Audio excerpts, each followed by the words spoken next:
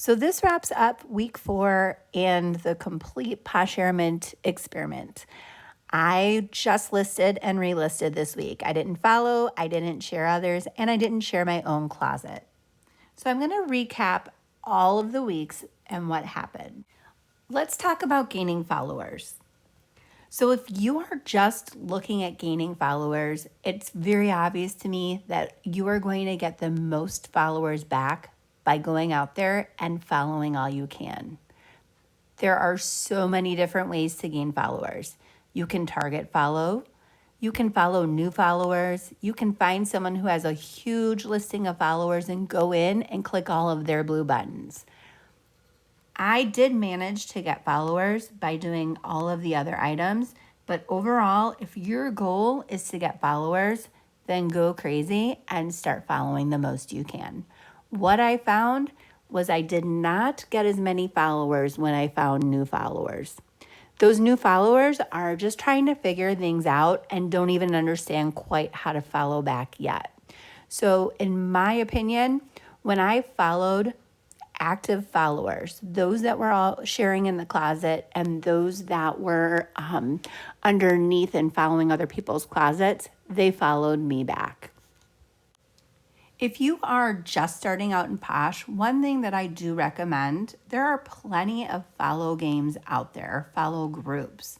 One that I highly recommend is ran by Mom's Hustle and Bustle, and it's a daily follow game that's been very, very successful for me. So you go in and you are following a person's closet, all of their followers. And not only does that encourage you to follow those, but it kind of motivates you to do that with others. So that's definitely something I would recommend for following. So let's talk about having your items shared. What I found was when I was only following people, they still came back and shared my items. 868 items were shared. When I was sharing other only, 881 were shared.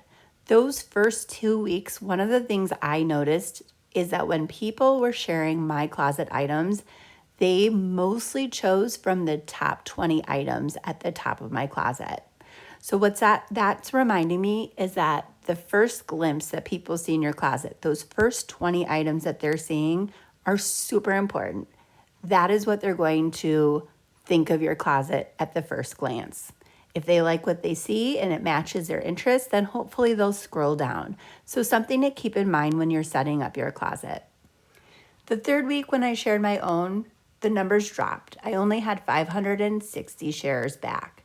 That's okay because I found that when I was sharing my own stuff, that is the time I got the most sales. So I had no problem with that. And then once I listed my own items, I had only 451 items shared. 30% of those items shared were of the new listings. So people still went into my closet and were sharing other items. So what's our ultimate goal when we follow, share, and list? We want sales, right? So let's talk about what happened with the sales out of this month-long Poshiriment.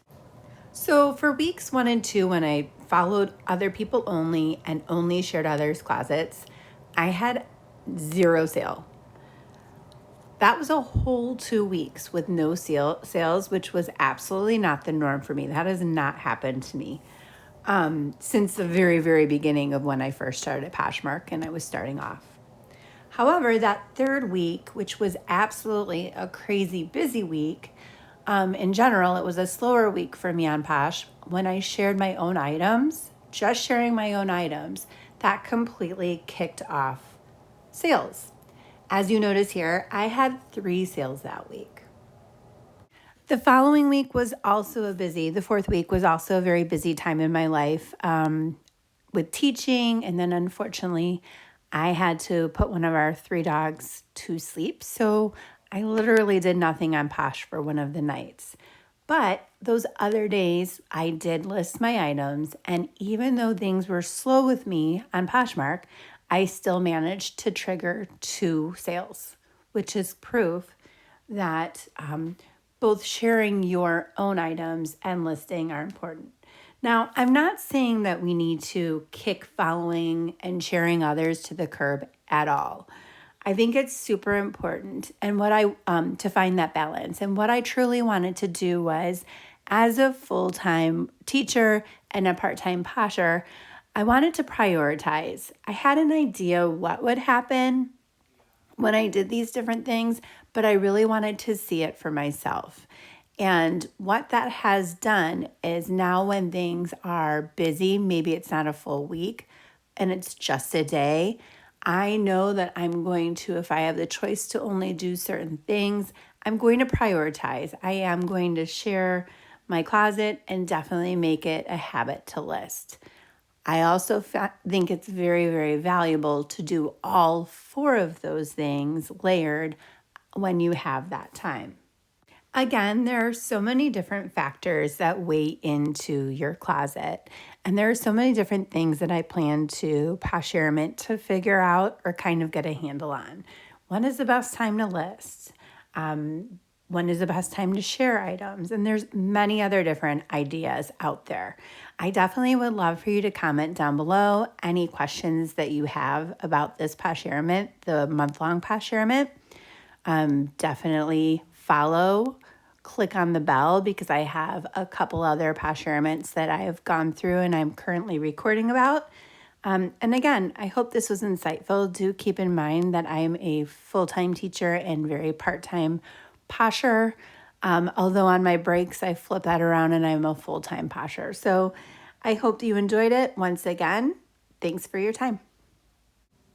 Once again, please go ahead and like this video, subscribe to hear more Posh-iriments, and don't forget to ring the bell up above in the corner so you are notified when other Posh-iriments come out. I'd also love for you to come visit my Posh closet at Ethicalcloset. Thanks again for your time.